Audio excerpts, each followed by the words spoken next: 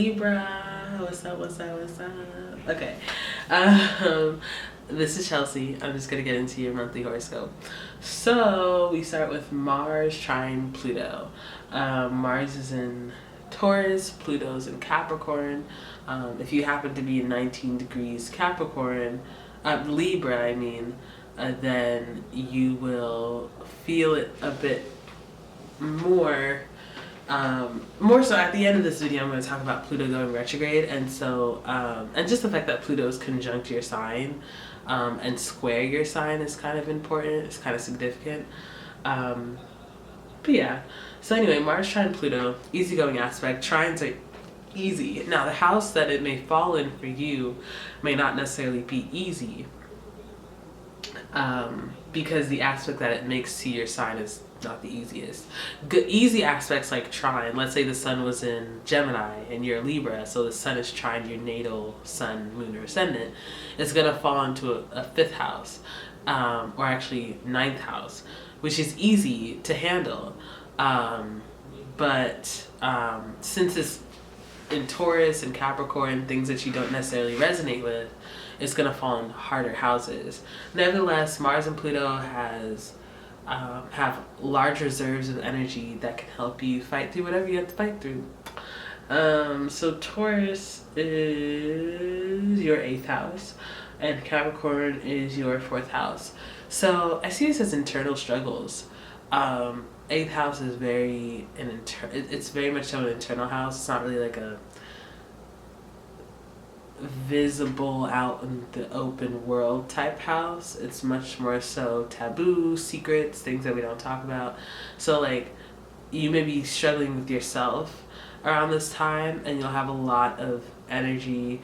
You may even have a lot of sexual tension because it is 8th house, and Mars and Pluto are very sexual planets. They have the tendency to increase libido, but excuse me, I have a cold. Yeah, so Capricorn is in your 4th house, where you find comfort, or where you look for comfort. So you may be aggressively trying to find comfort. You may be changing and transforming very dynamically, and you try to find comfort as you do this. For example, it's kind of like, some people, most of us, go to the hospital when we have a kid, you know what I mean? Like we give birth in the hospital. But there are some people who prefer to be at home because it's comfortable there, and they want to be comfortable when they're going through something that's really stressful and painful, and they want to have that gynecologist or that midwife that they've been working with who they're comfortable with. It's not that far-fetched an idea, so that's kind of like that kind of energy. You're going to be aggressively going through things that you may even have to like keep to yourself. It may just be very secretive what you're going through, but you'll be in a comfortable place, so that should help out, and you'll have the energy to overcome and get through it, so that should also help out. That's on April 6th through 7th. Then we have Venus square Saturn square Moon on April 9th through 11th. It's in 27 degrees Pisces and Sag. For you, that's the 12th house and the 3rd house, and then Virgo is also the 6th house. Oh, sorry. Virgo is the 12th house for you, and then Pisces is your 6th house, and Sag is your 3rd house. So, how you communicate, which is Saturn, may be a little bit more harsh. And then Venus, which is in your 6th house, may ask you to work on a lot of things. So you may already be pressed. You may already be feeling overworked. And how you communicate that may be a little bit too harsh for people right now. They just may not want to hear it. They may feel like you're just complaining, So you may want to watch out for that. You may want to also look for people who are helping you in little ways. So for example, here's a pretty good example. I go to an open mic every Thursday. It's like church. A lot of people say that. It's like church. And there's always this one girl there who is really cool, and she always brings water bottles, and she passes them out you know. And I started, after a while, I started to depend on those water bottles, and all of a sudden she wasn't there, and I was like, damn, no water bottles, no water for me, how am I gonna sing, you know what I mean? Like, and so these are like little things. It's not like a huge monumental gift. It's not like she like surprised us all with like cake, cookies, and pizza one day. Like that's not what sixth house energy is. It's like little things. It's like getting up every day at 6 a.m. Do you have friends who help you reach your like goals in terms of like fitness? Do you have friends who like encourage you to go to the gym every day with them? Do you have friends who you just do routine activities with? If you have friends who try and persuade you against your routines, I don't think you want to be friends with them. And this square will probably show you. So the moon materializes things, right? And the moon is in Virgo, which is in your 12th house. So you may start manifesting this in terms of dreams. You may start having dreams that, like, you know, your friends are sabotaging you and you may not know where it's coming from. But the thing is, like, every time you want to go work out, they're like, hey, let's watch a movie. And you're like, oh, I was going to go to the gym. They're like, oh, come on, whatever. You always go to the gym. But it's like, no. You know what I mean? It's like, I don't always go to the gym, because every time I want to go to the gym, you want to party, you want to go eat this, you want to go, like, you know, watch a movie. Like, I don't, you know what I mean? Like, things like that. If you, let's say you're trying to study for a test, and you always set aside a certain time to study, and like every time your friends are like, oh, hey, let's do this, let's do that. These are the signs that are showing you that, like, these friends are not for you. And you may start having dreams like your friends are sabotaging you and you don't know where it's coming from, because in the physical reality you think, oh, it's all love, they just want to hang out with me. But no, if your friends are not supportive of your dreams and what you're trying to do, then don't. Also, if your friends are just trying to reinforce bad habits and bad routines on you, again, they're not your friends. So yeah, I can see that square happening like that for you. Then we have Mercury going retrograde in 4 degrees Taurus on April 11th. Taurus is your 8th house, I believe. Yes, it is. Yes, it is. So, again, if you're into any like alternative spirituality, the signs that you may be receiving from them will start to become less clear. Communication may even stop abruptly from the spirit world, and you may just feel a little bit lost spiritually. You may feel a little bit, I was going to say spiritually constipated. You may just feel a little stuck in the mud, like your prayers aren't being answered, like you don't even know what to pray for, you don't know what to articulate in your like mantras. Because Mercury, when it's in retrograde, it puts things in code. And so it also will cause you to overlook details, you know, certain things that you're not really used to being wrong about before. For example, most people, when they see like 2 times 6, they know it's 12. But like when Mercury's in retrograde, you may see 2 times 6 and put 18 because you thought the 2 was a 3.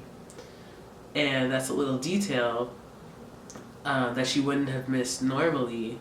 But since Mercury is retrograde, let's say it's on a test, you would have to go back and review, and then you notice, oh wait, that's a 2. 2 times 6 is 12, not 18.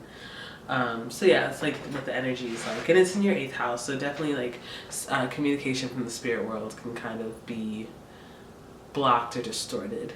And that's on April 11th. Then we have Venus going direct on April 16th. Amen. You know what I'm saying? I'm tired of these Venus retrograde feels, you know what I mean? And that's in 26 degrees Pisces, which is your 6th house. So you may start having to pick yourself up by the bootstraps and like start working on reworking your routines and figuring out what it is you need to do to be the person you want. Like 6th house is really building you to be the person you want to be, which is like 10th house energy. You don't get to be CEO of a business by slacking off. Like, you've put in years of work, and those years of work most likely came from routines of working hard. You know, even if you're not the most routine oriented type of person, there's still certain things that you do like religiously, you know what I mean? Or just like constantly, consistently on a daily basis. For example, most of us brush our teeth on a daily basis. And so Venus direct can help you with things like daily things, whether they're big or small, hygiene, right? Or fitness goals, goals in terms of skills, you know. Like I said before, like you may want to build on a skill, which is Gemini energy, third house energy, and Mercury energy. But if you don't put in the sixth house work, you're probably not going to get it. Even though for some Geminis, and when you have aspects to your third house, things may come easier for you. Like the skills may come easier for you. But for most of us, and maybe it's just me, my Saturn's in sixth house, but it's like for most of us, most times you have to put in the work, the daily routine of practicing in order to get it good and get it perfect. And definitely the things that we the energy that we flow into that flows in our sixth house, the things that they flow towards, we usually want to get them to perfection, you know, and for good reason. Like, you know, why not strive to be the very best that no one ever was? Sorry. Yeah. So anyway, that's Venus going direct. Then we have Mercury conjunct Sun, which is 0 degrees Taurus on April 20th. Mercury conjunct Sun in your 8th house. So, again, with like communications from spirit, like they, even though they're still distorted, they may become clearer. That made no sense. Okay.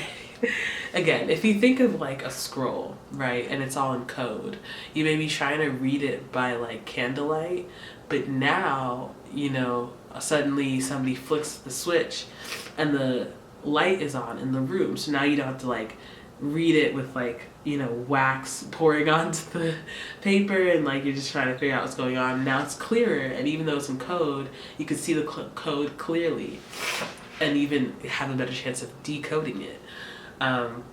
In terms of spirit, you may have more dreams, or dreams that you can understand better, clearer dreams, dreams that you remember. When you wake up, you may have more direction as to how to navigate spirit, even though you may not be receiving the type of feedback that you can use because the feedback is unclear right now. You'll still be given better insight as to what to do.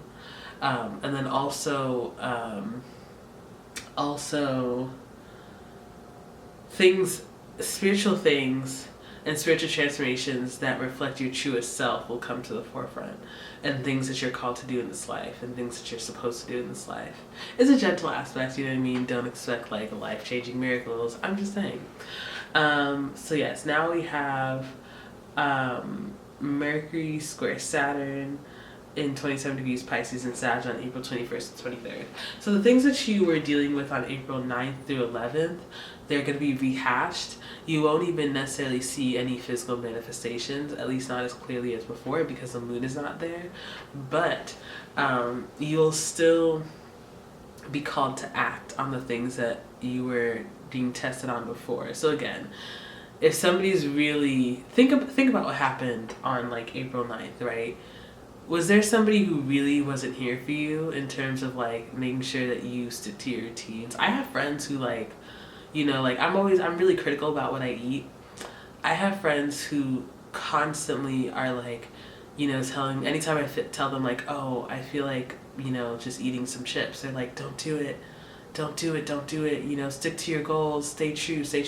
And I have other friends who are like, oh, just do it. It doesn't matter. You know what I mean? Like, and I like both of them. I like both my friends. But, you know, if you have some friends who are really unsympathetic and who are really unhelpful, then now might be, you know, I'm a Libra. Maybe I should actually take this advice. But, like, yeah, you may have people who really aren't trying to help you. Which, you know, I'm just a student right now.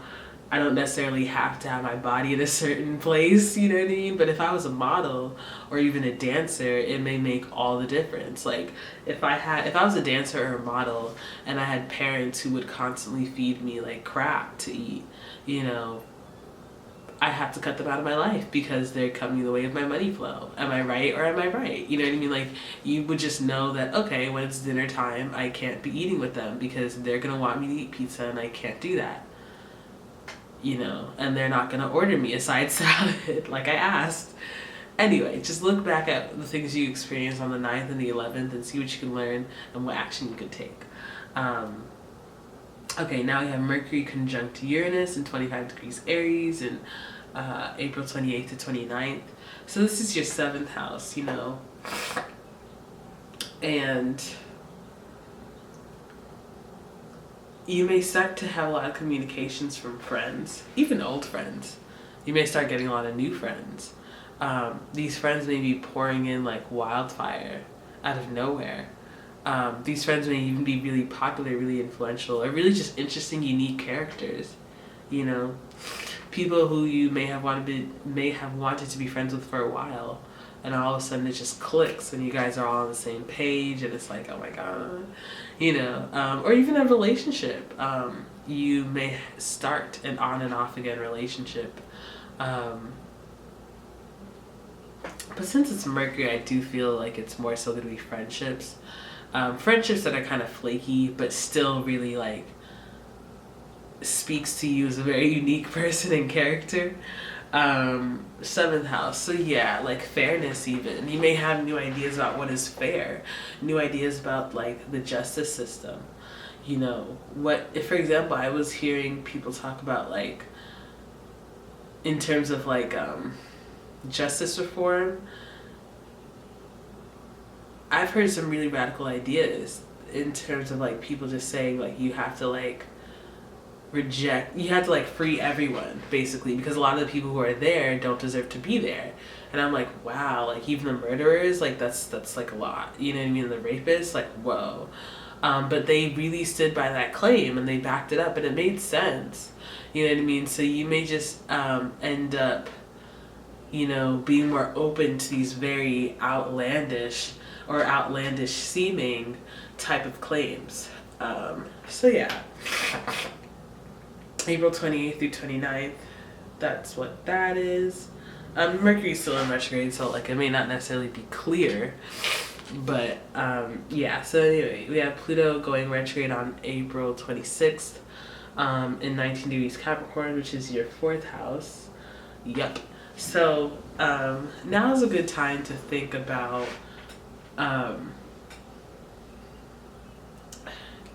your comfort zones. How do you feel about your home? How do you feel about your family? You know, are there things that your family has done that like they probably shouldn't have done? Things that you want to rectify? Retrograde means assessment, no action, but like, you know, it's going to be a very long transit, and so you may not necessarily feel it right away. But that's just gonna be like, it's gonna like shift the mood. Yeah, it's gonna shift the mood for you in terms of your comfort zones. 4th house energy. Anyway, moon trines, Jupiter's still in our 1st house, still reaping the benefits of that. And so the first moon trine is on April 2nd in Gemini, which is your 9th house. Second moon trine is on April 21st in Aquarius, which is your 5th house. So fiery energy, you know, passion. Follow your passion and you should find some good things coming, specifically on those days. So yeah, that's pretty much all I have for you guys right now. Yeah. All right. Bye. See you next time.